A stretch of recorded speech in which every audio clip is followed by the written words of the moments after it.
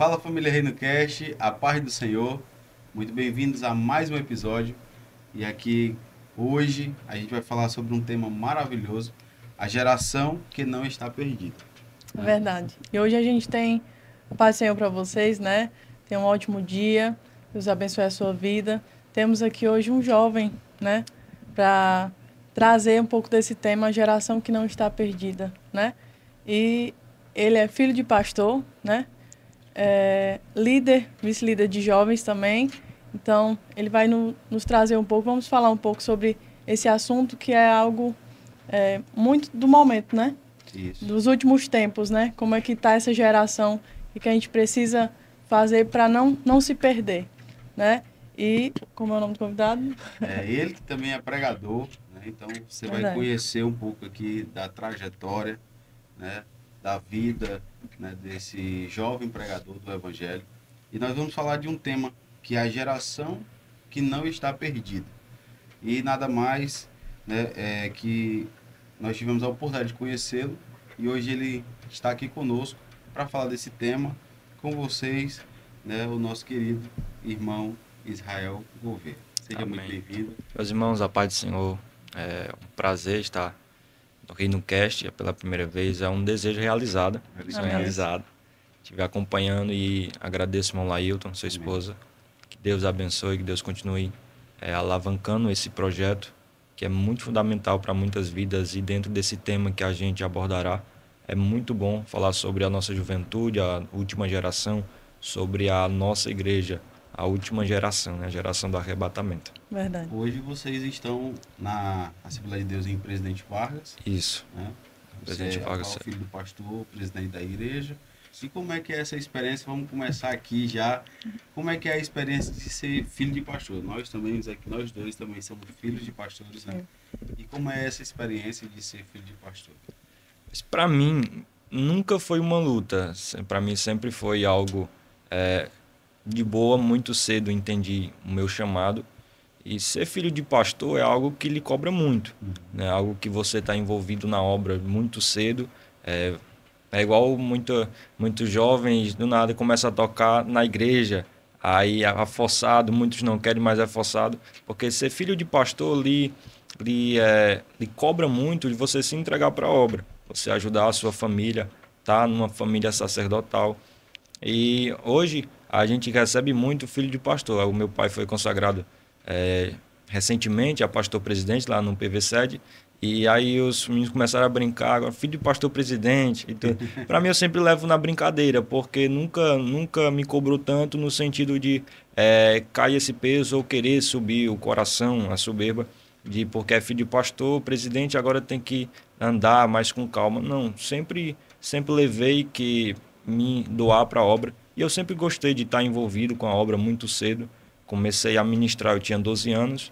Comecei a dar os primeiros passos dando saudação aos 10, mas a estar envolvido na obra muito cedo. Aos 7 anos, eu gosto de falar isso, aos 7 anos já limpava a igreja, a gente sempre morou em cima da igreja, então eu descia, limpava a igreja. Então isso para mim sempre foi um motivo para estar envolvido na obra, para crescer ministerialmente, crescer espiritualmente.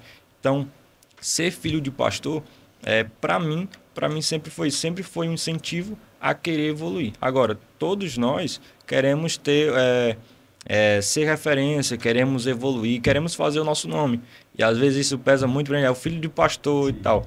Mas eu sempre levei nessa ideia, eu sou filho de pastor, sempre vou carregar esse nome, sempre vou carregar essa ênfase. Só que a gente quer fazer o nosso nome. Sim. E a gente faz o nosso nome sem ter título e sem ter nome. É algo que eu gosto muito de dizer para os meninos lá da igreja, sirva e faça antes mesmo de você receber o título do cargo.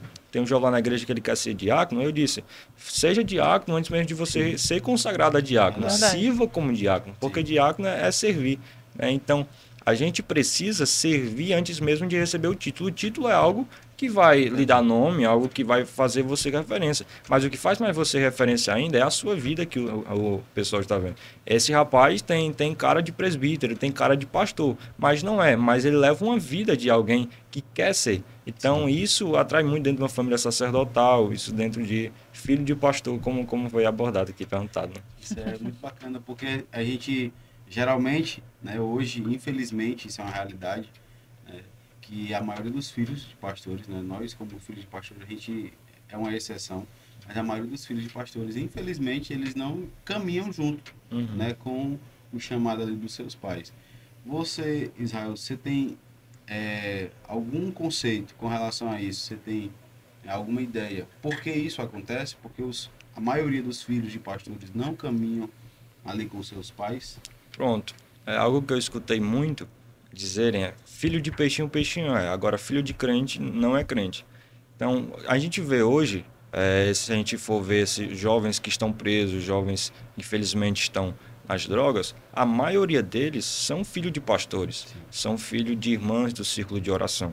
E muitos não levam a sério essa vida de não somente ser filho de pastor ou estar numa família sacerdotal, mas levar uma vida de um ambiente cristão. Então, cresceu num ambiente cristão, mas nunca isso entrou no seu coração. Eu louvo a Deus que isso muito cedo entrou no meu coração, mas eu conheço muitas pessoas também que cresceram num lar cristão, envolvidos em família cristã, mas ao crescer e deparar com a vida lhe apresentar coisas, preferiu abraçar essas oportunidades da vida fora da caminhada cristã. E dentro disso, dentro de uma vida de filho de pastor, muitos não querem, respeitam em tudo, mas muitos não querem seguir essa caminhada. Basicamente, nunca, é o que eu disse, nunca colocaram no seu coração, nunca foram atraídos a viver essa mesma vida. Então, é muita gente que estão afastados hoje. Se a gente for ver o histórico, são filhos de pastores, são filhos de irmãs do círculo de oração. Isso é lamentável, isso é uma pena, porque poderia crescer muito, poderia evoluir muito, e Deus tem promessas para essas pessoas. Há muitos que se afastaram, há muitos que afastaram dos caminhos do Senhor, voltaram, e Deus cumpriu as promessas. Agora tem muitos que envolveram aí na vida da criminalidade e acabou morrendo muito cedo. Não é que essa vida não tenha promessa, não é que ele não teve promessa, só que preferiu viver essa vida que ele escolheu. E gosto de dizer muito que a gente vira alvo das nossas escolhas e a gente tem que aguentar as consequências. Sim, se eu escolhi viver uma vida fora da caminhada cristã, então eu preciso aguentar as consequências. Agora, se eu escolhi viver uma vida dentro da caminhada cristã, dentro de uma família sacerdotal, eu vou aguentar as consequências. Só que as consequências vão ser boas para a minha vida. Então, dentro disso, há muitos que não aceitam, não querem viver essa vida. Conheço demais pessoas assim. E é lamentável, né? É lamentável, e muitos não têm se firmado. O pensamento o meu pai que é pastor, a minha mãe que é pastora, os meus irmãos que estão envolvidos na obra, mas eu não quero isso para a minha vida. Prefere viver a vida dele fora dessa caminhada cristã. Eu acho que, infelizmente, muitos não entenderam ainda e nem compreenderam o chamado sacerdotal da família, né? Que quando Deus separa o pai, consequentemente toda a família ali recebe também, né, uma missão que está sobre todo mundo. E muitos não entenderam ainda qual é o propósito de vida, por isso que eu acho que as pessoas têm hoje um problema muito grande com identidade. As pessoas não entenderam ainda qual é o seu propósito, para que foi chamado, né, onde foi escolhido, e acaba que se perde no mundo por não entenderem ainda o chamado que Deus tem para a família, né, no contexto geral. E por não aceitar essa missão, né, às vezes Deus vai chama o pai, o casal, né, e aí a família toda, assim como Noé, né, estendeu a eles a bênção, né, todos para estar debaixo da bênção. Mas aí a gente lembra de Jonas, né? Ele tinha uma missão, mas ele fugiu. Ele não queria, ele não aceitou aquilo para a vida dele, né? E aí a questão que você falou da identidade. As pessoas não se encontram perdida, não sabe realmente o que Deus quer para a vida dela, e aí ela fica, às vezes, batendo porta em porta ou fugindo do propósito que o Senhor quer para elas, né? Agora, dentro disso, ainda dentro da família sacerdotal, eu falo da minha vivência. Hoje eu tenho 17 anos, sou jovem, mas sempre fui envolvido com a obra, como eu disse, mas aos 15 anos de idade, nunca me afastei. E eu falo isso aqui com liberdade, porque já eu pude procurar meu pastor, que também é meu pai. Sim. E aos 15 anos de idade eu experimentei coisas do mundo, né? Experimentei as coisas que a vida, que o mundo ofereceu. E a Bíblia fala, aquele que peca, confessa e deixa, alcançará perdão. Só que tem muita gente que tem apodrecido por dentro, tem muita gente que tem ficado angustiada por dentro e as pessoas não sabem o motivo, porque só quem está de dentro sabe. E muitas pessoas têm apodrecido por dentro exatamente por causa disso. Tem guardado coisas do lado de dentro que precisa ser resolvido. Em Êxodo capítulo 16, no versículo acho que 18 ou 20, no capítulo 16 o pessoal está reclamando de maná, a falta de alimento, e reclama até com Moisés que queria voltar a se eles pudessem estar no Egito, rodeado de caldeirões de carne.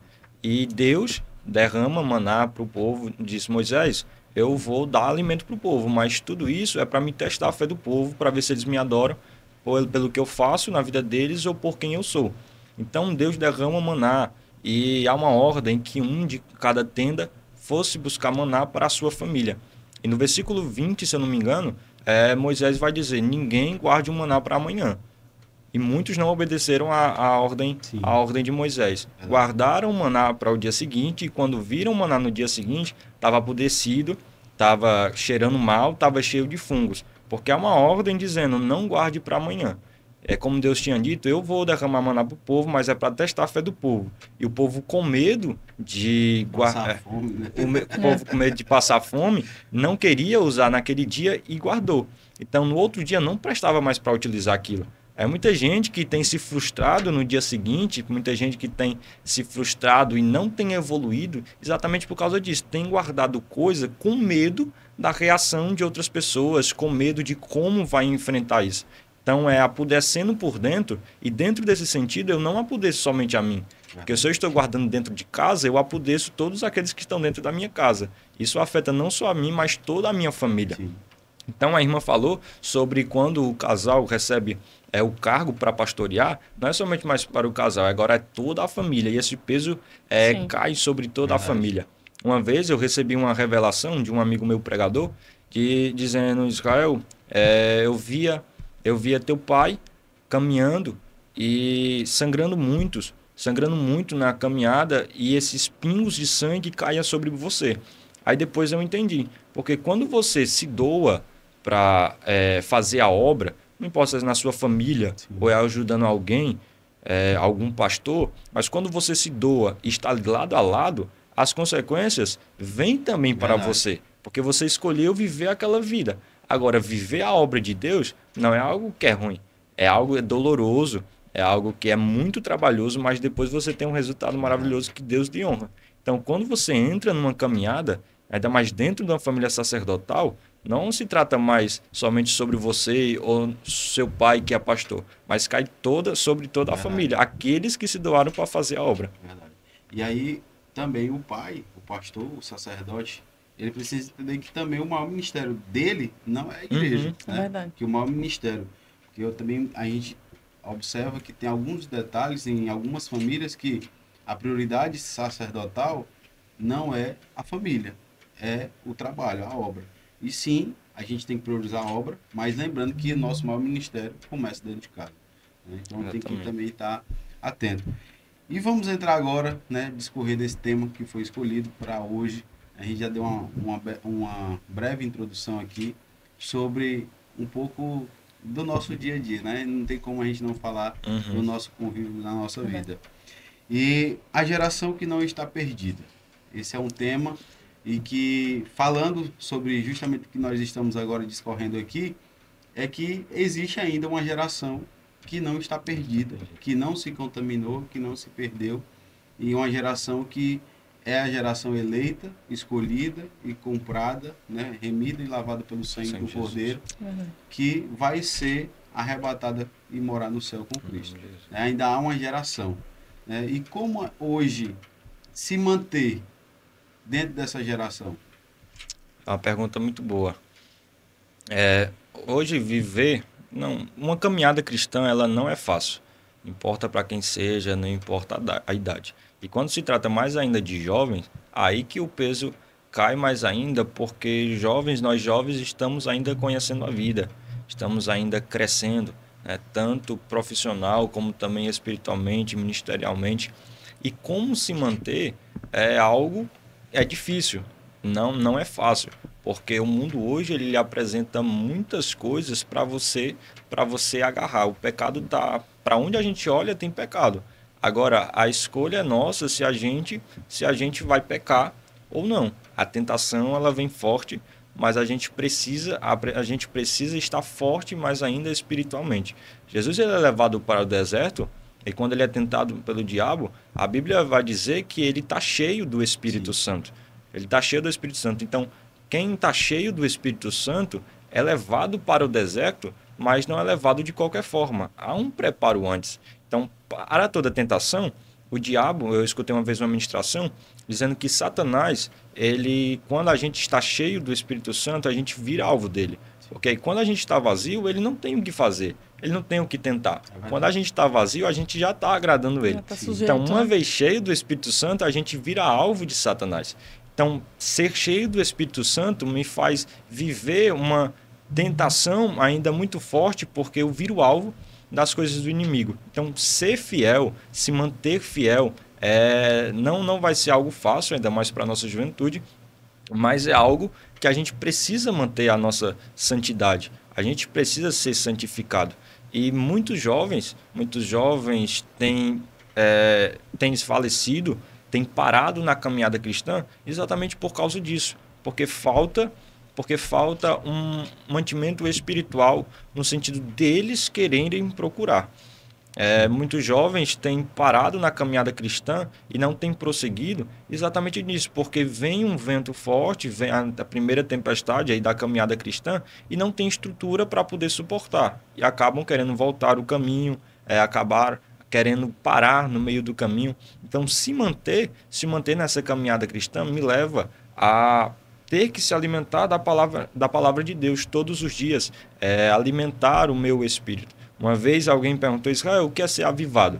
Aí na hora, a minha mente parece que deu um bug e eu não consegui responder. Mas depois o Espírito Santo me lembrou, e a palavra avivado significa ter vida, né? Quando a gente olha para algo e o nosso corpo, ele é avivado porque ele tem vida.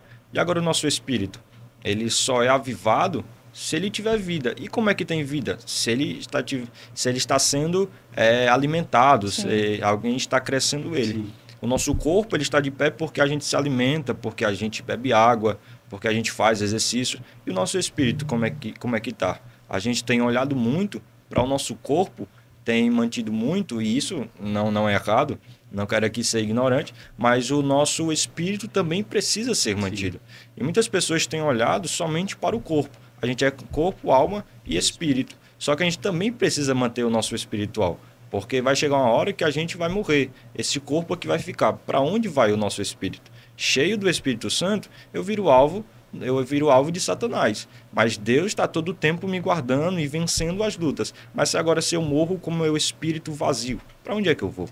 A gente já sabe o resultado. Então, isso é o que a nossa geração precisa entender. A gente faz congresso, e isso é muito bom.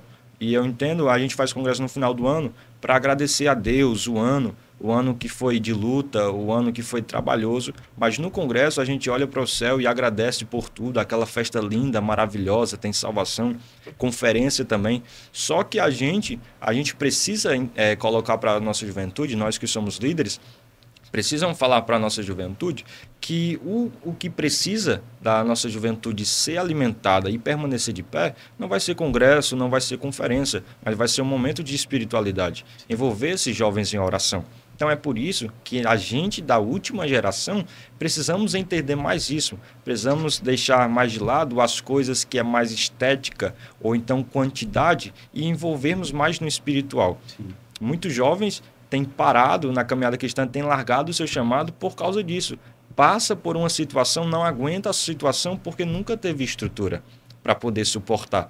A gente pede muito, Deus, eu quero viver isso, a promessa, cadê? A promessa ela está feita desde o dia que Deus usou alguém para revelar ela para mim. O que vai ser preparado para viver a promessa sou eu, que preciso ter estrutura, que preciso ter raiz. O salmista vai dizer que ele compara a palmeira com o justo, porque a palmeira ela tem cerca de 3.000, se eu não me engano, 3.000 metros de raízes. E quando o vento bate na palmeira, ela balança, ela chega a entortar, mas ela não se quebra. E o salmista compara a palmeira com o justo exatamente por causa disso. O vento pode bater, a tempestade pode surgir, mas se eu tenho raiz, a minha raiz vai encontrar as águas, que é Cristo, eu posso balançar do jeito que for. Os galhos podem voar, as folhas podem voar, mas eu permaneço de pé. E após a ventania passar, a palmeira retorna para o seu lugar, Sim. porque tudo isso é um processo. Então, para a gente permanecer firme, né, na última geração, para a gente permanecer firme, a gente precisa ter raiz. E as nossas raízes precisam de encontro às águas que é Cristo. É onde nos dá força. Verdade. E embasando um pouco sobre essa questão que a gente está falando, em 1 Pedro, vou só ler aqui para a gente meditar, 1 Pedro, capítulo 1, versículo 13. Fala, portanto, cingindo os lombos do vosso entendimento, sede sóbrios e esperar inteiramente na graça que se vos ofereceu na revelação de Jesus Cristo. Aí um dos segredos que ele fala, que a gente tem que ser como filhos obedientes, né? Não vos conformando com as concupiscências que havia em vossa ignorância, mas como é santo aquele que vos chamou, sede vós santos em toda a vossa maneira de viver. Então, aqui tem várias respostas até para a sua pergunta, né, amor? Sim. Temos que cingir os nossos lombos, né? Temos que se preparar, temos que, como você falou, se alimentar diariamente. Uhum. Não é só de congresso em congresso, não é só de evento grande em evento grande. É como aquele, vamos dizer, o músico que só aparece no domingo, né? Mas cadê ali o círculo de oração, uma oração na semana, né? Não tem uma base. A busca diária em casa, que é você e Deus, né? Não é o seu líder que vai fazer você permanecer crente, não é o seu líder. A intimidade, a salvação é individual, né? A intimidade já fala, é algo seu, né? Você e Deus. E aí depois é algo que a gente tem que ter, né? Como jovem, como cristão, é a obediência. Às vezes Deus prometeu, como você falou, eu tenho uma promessa, e se eu não obedecer ao Deus que prometeu, qual o caminho que eu tô percorrendo ali, né? Isso me se eu leva não a ter confiar, estrutura. isso. Então, isso ali tudo vai me estruturar, me embasar para mim chegar até aonde o Senhor quer que eu chegue, né? Viver E aí depois vem a questão de ser santo, né? Não, antes veio a questão de não se conformar com as concupiscências, não me contaminar, né? Se eu estou buscando, então eu estou fortalecido e eu sei dizer um não a uma tentação, né? Mas se eu não tiver, né, buscando, alimentando o meu espírito, como eu vou vencer as tentações? A primeira tentação que vier, o primeiro vento que vier, arranca a raiz com tudo, porque eu não estou embasado, né? E aí, ser de santos como eu sou santo, né? Que fala. Então, não é uma coisa simples, não é... é fácil ser jovem, ser cristão, né? Não é. Eu tenho que querer, né? Não é só o Senhor dizer, eu te prometi, eu tenho um chamado para você. Você, estou aqui, Senhor. Estou só esperando o Senhor cumprir. Não, eu tenho que estar procurando ser a pessoa. Verdade. Posicionamento. E como você falou, e citou o exemplo de quando Cristo é conduzido ao deserto, e é importante entender que todos nós vamos passar por um deserto, né? Se você tem um ministério, e é interessante que Jesus ele só começa a viver o propósito dele, o chamado dele, depois que ele passa pelo deserto. Porque se você observar no final do texto, ele vai dizer assim, então começou Jesus a pregar, a anunciar o reino. Sim. Só depois que ele passou pelo deserto. Então, todos nós vamos precisar passar pelo deserto. Para que a gente possa viver o ministério, o chamado, o propósito, nós vamos passar pelo deserto. E quem conduziu Jesus ao deserto foi o próprio Espírito, né? E é muito claro isso. Então, vai ter situações para que nós possamos ser aprovados e saber onde está a nossa fé, onde estão nossas raízes, onde estão nossos alicerces, nós vamos ser conduzidos para o deserto. Vamos ser provados. Para que nós possamos ser provados. E a geração que não está perdida, ela é toda conduzida para o deserto. E a gente entende muito deserto como se fosse algo ruim. Sim. É deserto como se fosse algo para nos matar por causa do sofrimento. Mas deserto, dentro desse sentido, Jesus é levado pelo próprio Espírito, é algo de intimidade. Isso. Deus quer se revelar para conosco. Agora, eu só vou para o deserto se eu estiver cheio. Porque tem um preparo de Deus para a minha vida.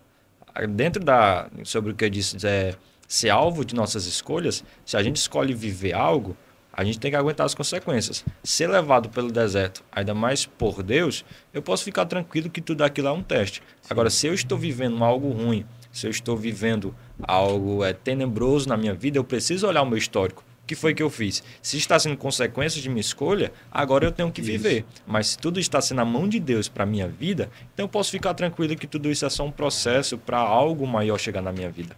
E é interessante isso. E a gente entender que o deserto, ele não é um local, né, de dor, mas é um local de provação. O deserto, no caso, quando o Espírito leva a gente lá, é um local que é meio que um teste, né? Você vai ser... Não é para te matar, né? Mas é para te aprovar. Para que você crie uma casca, sim, você crie ali uma estrutura, para que você possa viver o propósito que Deus tem na sua vida, né? Então, isso é muito real e interessante. Que a gente tem muitos crentes que têm medo de deserto, né? E qualquer coisa, tá passando pelo deserto porque pecou, né? Mas não, é consequência das nossas escolhas. Então isso é muito interessante. E outra coisa dessa questão do deserto, é engraçado que você, quando se depara no deserto, não é que você fala, não é uma questão de dor, não é um local de dor. Esse é um local de sofrimento, é um local que você, né? Mas que você tem que passar sem murmurar, é algo que a gente tem que aprender, né? A passar na luta, na prova, no deserto, sem murmurar. Aprendendo, entendendo que é propósito do Senhor que você passe por esse momento para você crescer, né? Para você amadurecer. Porque se eu viver sempre ali na bonança, né? Se a gente não tivesse luta, não tivesse... Qual seria o nossa... como se diz, né? Sua vida está tranquila, procure saber o que tem algo errado. Você está muito confortável. Ainda mais sendo na vida cristão. É verdade. É como você falou, se eu não estou cheio, a minha vida está confortável, né? Porque eu viro maionete do inimigo. E se o povo de Deus não tivesse sido perseguido, eles não tinham saído do lugar deles e não teria expandido como expandiu o Evangelho, né? E o deserto, ele é isso.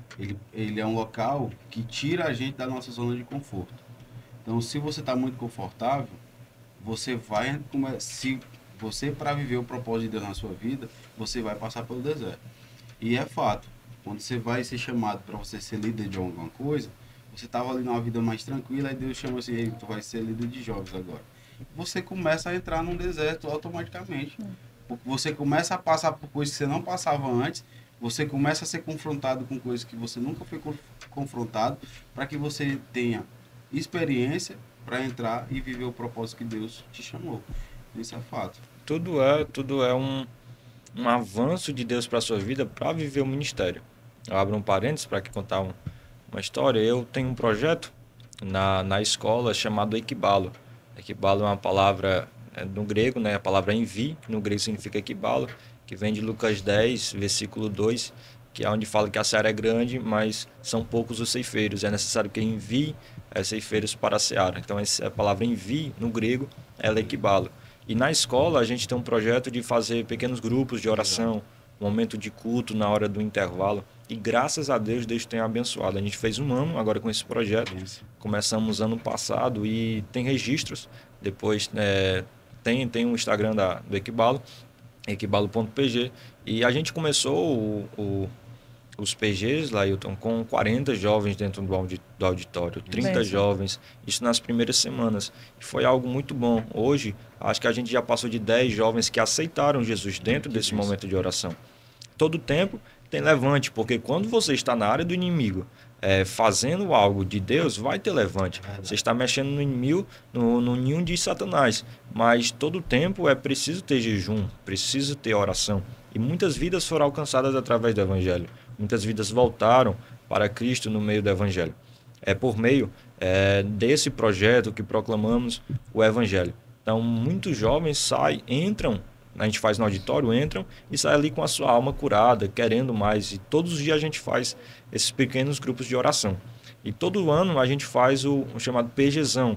Né? Esse ano a gente vai fazer PGzão 2.0 em novembro, que é um evento que reúne toda a comunidade, porque os pequenos grupos de oração que a gente faz na escola é algo limitado somente quem estuda na escola. Quando eu estava vindo para cá, eu estava até pensando nisso.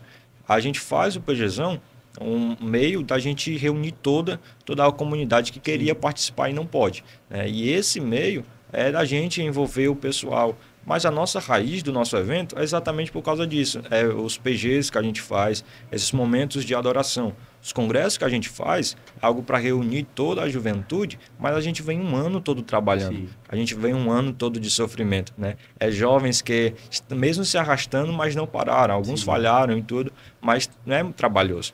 Agora, se eu faço um evento somente para ter estética, somente para ter quantidade, eu não vou ter raiz do meu evento. Sim.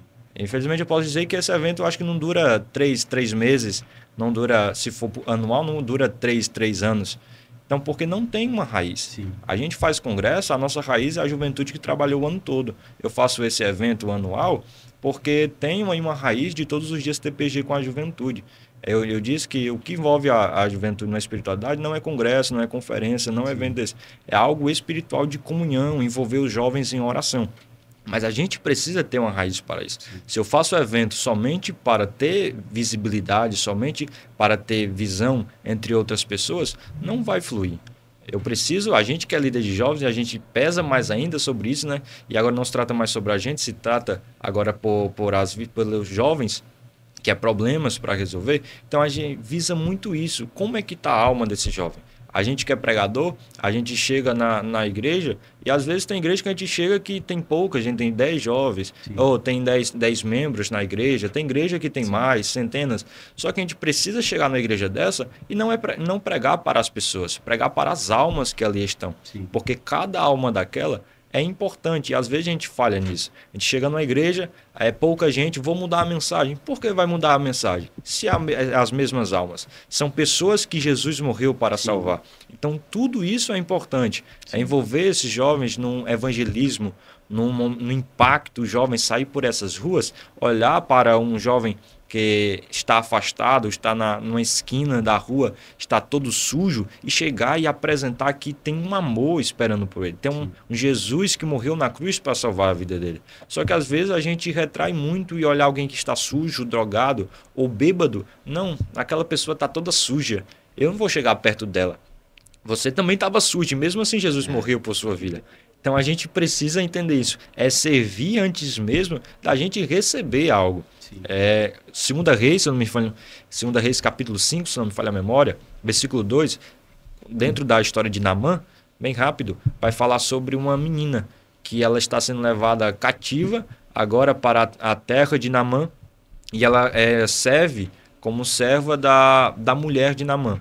E Naamã, a gente sabe a história, Naamã tem a lepra e tudo. E aquela jovem, ela fala o seguinte: se meu senhor, falando para a mulher de Naamã, se meu senhor conhecesse um profeta que está em Israel. E isso é muito interessante, que ela está sendo levada cativa para outra cidade, ela não sabe o motivo, não sabe o que vai fazer lá, só que há um preparo. E dentro da tradição judaica, as crianças precisavam conhecer sobre as coisas de Deus, conhecer a Torá. Então, muito cedo, sabiam sobre as maravilhas de Deus. Então, dentro disso, eu entendo que eu estou diante de uma menina que ela conhece alguém que pode curar, de uma menina que conhece um Deus que pode curar, e eu estou diante de um Naamã que está cheio de lepra, alguém que precisa de cura. Essa menina foi levada cativa para outra cidade sem saber o motivo, mas o fato dela ir sem saber o motivo ou a circunstância não impediu que ela apresentasse o evangelho para outra pessoa, para uma pessoa que precisava de cura. Eu preguei numa igreja esses dias que o tema era o evangelho que conhecemos, vivemos e pregamos. Só tem como eu viver o evangelho se eu conheço. Sim. E só tem como eu pregar se eu vivo. Então é isso que a gente está precisando. Nós conhecemos o evangelho, nós crescemos na igreja, nós conhecemos sobre Cristo, nós até vivemos o evangelho. O que falta agora é pregar isso. Só que a gente se retrai muito exatamente por causa disso. Eu não vou chegar perto de alguém que está cheio de lepra. Eu não vou chegar perto de ninguém que está leproso, que está cheio de doença, que está sujo. Só que os missionários, eles são os nossos pés em lugares que a gente não pode ir. Só que nesse fato, se a gente se depara com alguém leproso e a oportunidade está para mim, Então eu preciso agarrar essa oportunidade. Porque se tem alguém que chegou até mim, lepra, sujo, é porque Deus preparou esse momento para me envolver, para que eu ganhasse essa vida para Ele. Então, a nossa juventude, nós precisamos entender isso. Não é servir somente pelo título que eu vou ter, mas é servir porque Deus está vendo e Ele vai me recompensar. É fazer o evangelho, é entregar a sua vida e fazer a obra de Deus. Um jovem chamado por Deus é fazer isso. Isso é viver o chamado. Isso é bênção. E a gente vê que a geração que não está perdida é uma geração que escolheu, né, permanecer firme, não se contaminar com este mundo. E a gente falou aqui de deserto, né? Tivemos falando sobre sair da zona de conforto, e aí citou um exemplo que a igreja só cresceu quando começou a ser perseguida, a entrar nesse deserto de transformação. E a gente vive hoje aqui no Brasil, né? É claro que lá no mundo afora existe perseguição, sim, contra a igreja, mas hoje no Brasil existe uma liberdade para a gente falar do evangelho. Em alguns locais, sim, talvez na escola a gente não tenha tanta liberdade, porque o diretor às vezes não libera para fazer o trabalho e há uma restrição. Mas a gente vive aqui uma forma confortável. A gente tem N denominações espalhadas pelo Brasil, né? Mais de 2.000 denominações hoje no Brasil. A gente tem, e a gente está vendo que Jesus está voltando e vai começar. Você acha que vai começar a ter uma perseguição, a afinar mais ali o cerco, estreitar o cerco, para que a igreja possa realmente sair das quatro paredes e começar a fazer o que você acabou de falar, começar a olhar, um olhar diferente, sair para os campos para fazer a colheita? A gente já vive essa perseguição, né? A gente é perseguido todos os dias. E eu louvo a Deus que dentro deste projeto que a gente fundou na escola, e tudo tem a mão de Deus, é algo que a gente tem liberdade. Graças a Deus lá, Deus tem levantado coordenadores, diretores para nos ajudar, e até nessa área não tem tido nenhum empecilho. A gente sabe, nos bastidores sempre tem aqueles que são contra, né, que falam contra, não se manifestam, mas aí em todo tempo está intercedendo para dar errado. Só que Deus levanta mesmo aqueles num ambiente desse de escola, que é totalmente algo com jovens depravados, com jovens que não têm nenhuma relação com o espiritual. E Deus levanta pessoas para nos ajudar num projeto como esse. Então a gente sofre perseguição todos os dias, e acredito sim, cada dia que passa é um dia a menos que Cristo vai voltar. E isso pode se estreitar mais ainda. Então é preciso que essa geração que não está perdida se alimente mais do espiritual e se alimente mais da palavra de Deus. A irmã falou sobre intimidade, e isso é muito interessante. É o que a gente precisa, porque numa intimidade, você só tem intimidade dentro de um relacionamento. Sim. E um relacionamento é entre duas pessoas, você e Deus. Não tem como você tem intimidade se você não tem uma conversa, se você não tem uma amizade, se você não tem uma comunhão, algo que lhe traz paz. Num relacionamento de namoro, noivado ou casado, você só está chegando nesse processo até de casado se você está encontrando, está sentindo bem com a pessoa lhe traz paz, está tendo intimidade, uma conversa mais aberta. Então, dentro do relacionamento com Deus, é a mesma coisa. Lucas capítulo 2, versículo 47, Jesus tinha 12 anos e todos os anos Jesus, seus pais e o povo ia para Jerusalém para participar da Páscoa. E todos os anos eles voltavam para casa após terminar toda aquela cerimônia. Só que nessa feita de Lucas 2, Lucas narra que quando Jesus tinha 12 anos, eles voltam para casa, mas Jesus fica em Jerusalém. E depois de 2 ou 3 dias de caminhada, que o povo está caminhando a pé, voltando para suas casas, percebem a falta de Jesus no meio da multidão. E a mãe e José, os pais de Jesus, agora imagino eu, preocupados, cadê Jesus? Procurando no meio da multidão, saindo doidos. Quando não encontram Jesus, voltam para o lugar onde Jesus havia ficado. E quando chega lá, Maria pergunta o que é que Jesus estava fazendo lá. Ele diz, porventura a senhora não sabe as coisas que tenho tratado do reino de meu pai? Então Jesus ele é encontrado no meio de doutores, ouvindo e interrogando-os. Jesus não está em qualquer ambiente. Ao sentir a falta de Jesus, o povo procura Jesus no meio da multidão. Porque o povo, a gente se envolve muito com multidão, a gente se envolve muito com coisas estéticas que a gente não percebe a falta que Jesus está fazendo, e agora quando vai perceber, já tem uma caminhada tão longa de distância de onde Jesus havia ficado. E dentro disso é interessante que não é Jesus que deixa o povo, é o povo que deixa Jesus. Sim. E só vai perceber a falta de Jesus muito tempo depois, 3 dias depois, uma longa caminhada sem a presença de Jesus. É porque é tanto assunto dentro da multidão que não percebe a falta de Jesus, aí quando faltou o assunto com a multidão, aí percebeu, cadê Jesus? E quando eles procuram Jesus, quando eles vão procurar Jesus, Jesus estava dentro do templo. É muita gente que tem perdido Jesus dentro do templo. Se acostumou... A religiosidade, né? Se acostumou a estar de segunda a segunda dentro da igreja, mas nunca se relacionou com o dono da igreja. E isso cai muito bem dentro de uma intimidade.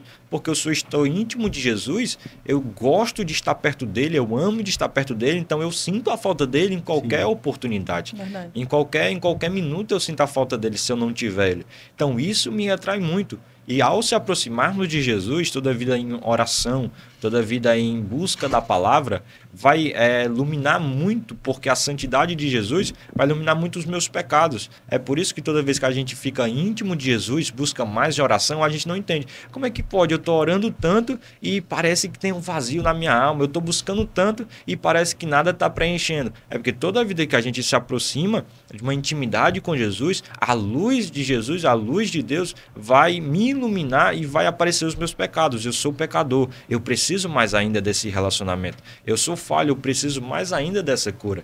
Então é algo que vem após o outro. É uma ferida aberta que é só alimentada pela palavra de Deus. É algo que é só alimentado por Jesus nas nossas vidas. Então, dentro disso, a gente vai sofrer perseguição, como a gente tem sofrido. E no ambiente desse, de escola, a gente está todo o tempo sujeito a sofrer perseguições, sofrer ataques. Mas, graças a Deus, Deus tem levantado o remanescente desta caminhada. Deus tem levantado os remanescentes desta última geração que não está perdida. Ainda há uns remanescentes que Deus pode contar. E é fato que isso é real. Tem muitas pessoas que duvidam, será que quando Jesus vier vai encontrar uma geração separada? Sim, o sacrifício de Cristo não foi em vão. Verdade. E ainda há sim remanescentes em Israel, há sim remanescentes espalhados por todo, né, o mundo. Quando Jesus voltar para buscar a sua igreja, ele vai encontrar sim uma geração que não se contaminou, que não se perdeu, né? E isso é maravilhoso, né, falar sobre a volta de Cristo. E cada vez mais a gente, no passar dos anos, na década de 90, eu lembro que quando eu era criança, né, nessa época, a gente ouvia quase todas as pregações falavam sobre o arrebatamento da igreja. Não tinha um culto que você não fosse, que alguém não falasse do arrebatamento da igreja. E hoje, cada vez mais, a gente vai se extinguindo essa mensagem, a gente vai, né, ela vai entrando um pouco em extinção. Em algumas igrejas a gente não escuta falar sobre a volta de Cristo. Isso hoje tem prejudicado, talvez, a fé e a lembrança que nós precisamos entender que Cristo vai voltar. E talvez as pessoas hoje, quando eu me lembro um pouco, ainda criança, a gente lembra que quando falava-se dessa mensagem, quando anunciava-se que Jesus estava voltando, que podia ser hoje, amanhã, se você não aceitar Cristo hoje, amanhã você não pode não estar aqui, porque Jesus pode voltar hoje à noite. Sim. E a igreja, ela tinha um regozijo com a mensagem, ela se alegrava. E eu lembro que a gente agora, recente, a gente fez um culto temático falando sobre o arrebatamento da igreja, e você não vê mais aquele desejo ardente no coração de algumas pessoas que Jesus está voltando, né? Que ainda essa geração ainda, essa última geração, não entendeu que Cristo está mais perto do que nunca de voltar. É exatamente o que o povo carregar, já faz mais de 2000 anos que o povo prega que Jesus está voltando e ele nunca volta. Escuto isso desde a época da minha avó. Só que o povo não pensa, cada dia que passa os sinais, é um dia a menos para me preparar. Se eu não me preparar agora, pode ser amanhã que ele volte e eu vou ficar. Agora como é que vai ser? Vai ter o arrependimento, eu vou me arrepender de não ter buscado ele. Agora eu vou virar é alvo das minhas escolhas. Eu vou ter que aguentar a consequência. Se eu escolhi não obedecer, não esperar em Cristo, felizmente o dia chegou e eu fiquei, né? É verdade. E isso a gente deixa de alerta, né, para todo mundo aqui que está, né, assistindo esse podcast, e que Jesus ele está voltando, né? E não tenha dúvida, ele vai voltar, porque tudo que está escrito na palavra do Senhor se cumpre e nunca falhou, né? E ele não tarda. Tem gente que diz esse dito, né? Ele tarda, mas não falha, né? Ele não tarda. Ele é no momento certo. Existe um tempo determinado para todas as coisas. E o Senhor, ele determinou esse tempo. E o arrebatamento da igreja está, sim, muito próximo, porque alguém indagou a Cristo: quando será a tua volta? Ele disse: quando todas essas coisas se cumprirem, né? Filho contra pai, nação contra nação, reino contra reino, né? O amor de muitos esfriando, né? Comichão nos ouvidos daqueles que começam a ouvir a palavra e no culto já não aguenta mais. O cara está no culto ali e o ouvido dele não aguenta ouvir mais a palavra do Senhor. E ele não entende mais por que ele está na igreja. E isso são sinais de que Jesus ele está cada vez mais próximo. E a pergunta nem é se Jesus está perto de voltar. A pergunta é se você está preparado e se você faz parte dessa geração que não está perdida, né? Volte para Jesus antes que Jesus volte para você. É verdade. Está afastado. E aqui nós estamos chegando ao final deste podcast. E a sua frase aí final foi maravilhosa. Se você puder repetir aí, né, para todo mundo. Não é minha, eu vim alugar. Volte para Jesus antes que Jesus volte para você. E dentro disso, para encerrar, já que está no caminho, a geração que não está perdida, a gente vai fazer um congresso final do ano e o tema é Sou um remanescente desta caminhada, baseado em Hebreus 10:39, que vai dizer: mas porém, nós não fazemos parte daqueles que retrocedem para a perdição. A gente começa uma caminhada com 5, 10 jovens, muitos amigos. Só quando a gente está chegando no final da caminhada, a gente percebe que está só, olha para os lados, olha para trás. Cadê aqueles que começaram comigo? Muitos não aguentaram, exatamente o que a gente disse no começo, não tiveram estrutura para poder suportar. Muitos não aguentaram e voltaram para trás. Só que eu prossegui caminhando. Isso foi por causa de mim? Claro que não. Foi por causa que Deus me deu força. Sem perceber, olha onde eu já cheguei. Sem perceber, olha o tanto que eu já caminhei. Se fosse por mim, eu nem tinha começado a caminhada. Mas é porque tem uma promessa me esperando. Tem uma chamada, tem um ministério de Deus. Então, olhar para trás e ver que eu estou só, eu sou um remanescente desta caminhada. Muitos pararam no meio do caminho. Muitos se afastaram, muitos desviaram, mas eu estou aqui, eu estou sozinho. Então isso é algo que me motiva, isso é algo que me faz todos os dias caminhar e olhar para Cristo. Porque se eu olhasse para mim e se eu olhasse para os meus amigos, eu ia voltar também. Mas graças a Deus, Deus me deu uma visão de olhar somente para o alto. Graças a Deus, Deus me deu uma visão de olhar somente para Ele. Então sou um remanescente desta caminhada. Muitos voltaram para a perdição, muitos voltaram para trás, muitos voltaram para as suas velhas práticas, mas eu continuei caminhando. Então, ainda todo projeto que se inicia, a gente vê, né, há um início muito belo, muito bonito, né? E o nosso pastor ele falou que na Mangabeira tinha uma tradição, na nossa igreja, né, na Assembleia de Deus Mangabeira, que todo projeto que se começava forte, bem, mas lá no final encerrava. E amanhã a gente faz, né, amanhã, domingo, a gente faz 3 anos de um trabalho que foi levantado, do trabalho de consagração aos domingos, todo domingo, né, às 7 da manhã. É um trabalho de consagração que foi levantado e já faz 3 anos que o trabalho continuou. E é um trabalho que não tem parado, porque ainda há uma geração que não se perdeu. Olha só que não olha para trás. Isso é maravilhoso e nós chegamos ao final desse podcast. Nós cremos que Deus ele falou com você, que Deus deixou uma mensagem do coração dele para os nossos corações. Nós agradecemos a sua presença, Israel. Eu que agradeço. Né? Se você estar com vocês. Ainda não segue o Israel, o Instagram dele é @_ Israel Gouveia. Israel Gouveia. Então segue ele lá no Instagram para acompanhar o seu ministério, abençoar o seu trabalho, né? Segue ele. E não deixe de seguir e se inscrever aqui no nosso canal, o Reino Cast. Se você está assistindo e você ainda não se inscreveu, você está pecando, viu? Brincadeira, gente.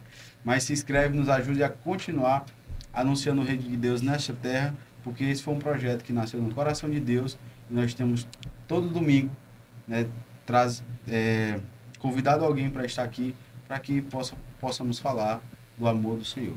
Deus abençoe vocês, tenham um ótimo domingo, um ótimo dia, né? E que você possa ser edificado por essa palavra e compartilhe com mais pessoas, né? Abençoe a vida de outras pessoas. E muito obrigado, Israel. Deus te abençoe, viu? Amém. A paz do Senhor a todos. Foi um prazer estar nesse lugar pela primeira vez. Muito obrigado, irmão Lailton, sua esposa. E eu queria, quando você terminar, eu queria saber se você pode orar por nós e abençoar também quem está em casa. Amém? Agradeço aos... É muito importante agradecer quem está nos bastidores, né? Sim, verdade.